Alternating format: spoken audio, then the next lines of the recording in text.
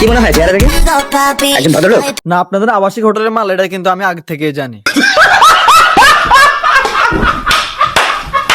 বিশেষ করেন ভাই, রমজান মাস আছে, যে কারণে বাংলাদেশে আবাসিক হোটেলগুলো বদ্ধ, কিন্তু এরা নিজেদেরকে এখন আরবিয়ান প্রমাণ করতে চাইছে। কারণ আরব কান্ট্রিরা যদি এগুলো এখন খায় তাহলে একটু ভালো ইনকাম হবে আর কি।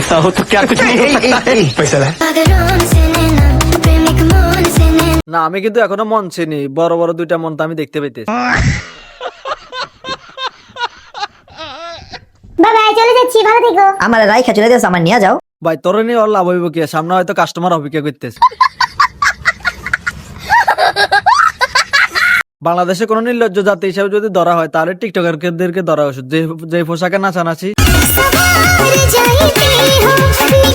আবার সেই পোশাকে ইসলামী সঙ্গীত দেখে আমার বারবার বলতে মন চাইতেছে, আপনি তো সেলসালাইয়া বেচতে যাইবেন।